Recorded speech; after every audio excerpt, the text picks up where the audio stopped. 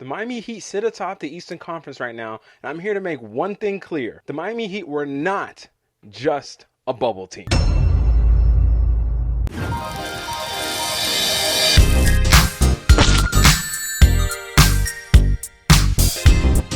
I will never forget just a few years ago when the Miami Heat made the NBA Finals and the narratives that were going on about that team. They only made it because it was a bubble season.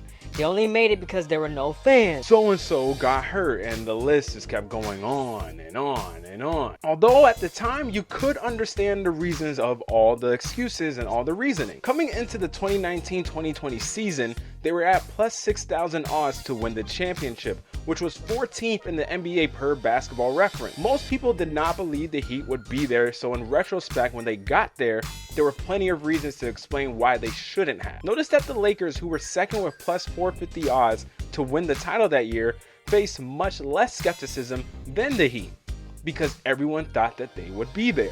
Fast forward a few years to this season, and the Heat are in a different situation than the team from the bubble season. This team has expectation. After landing former champions Kyle Lowry and PJ Tucker in late 2021, the Heat's odds to win the title went from plus 3,500 to plus 2,500.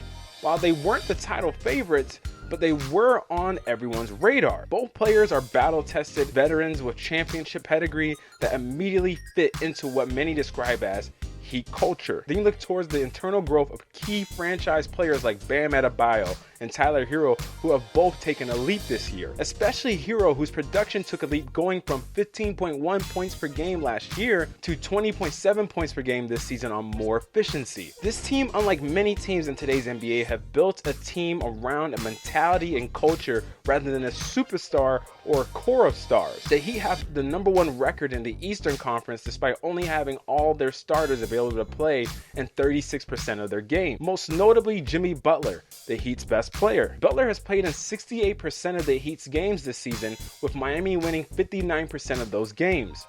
The Heat follow a similar organizational structure akin to that of the San Antonio Spurs, where management and coaching are just as pivotal as the best player. They are one of the most well-coached teams in the NBA, with plenty of veteran talent that has been on the biggest stage. Now, I'm not saying all this to say that the Heat are my pick to win it all or anything like that. Rather, I say all this to say that we shall no longer be surprised if they are one of the teams that end up making it there. This is one of the NBA's best teams, and we should definitely all view them that way.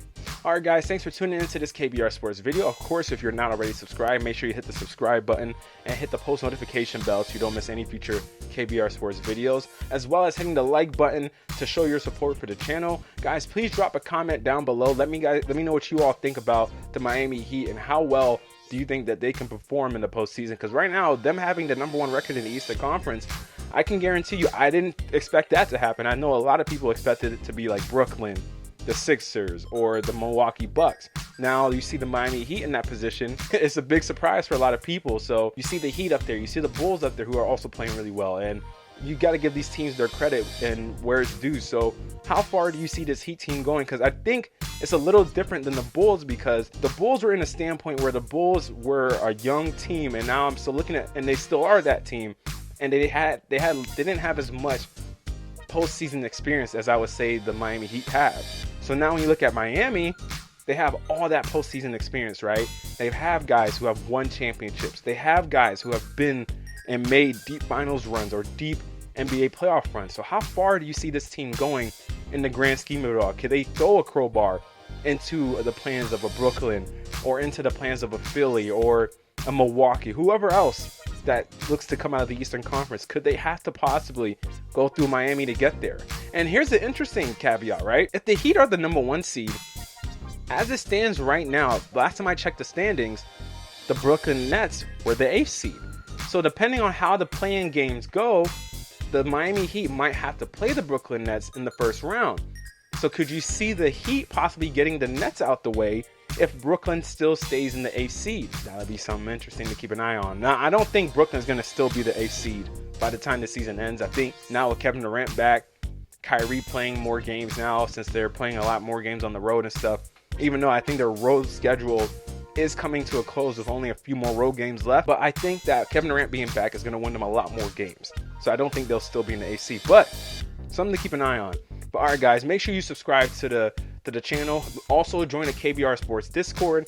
That's linked down below, and follow me on all my social media platforms. Those will be also included in the description down below. And until next time, guys, I'm out. Appreciate all your support.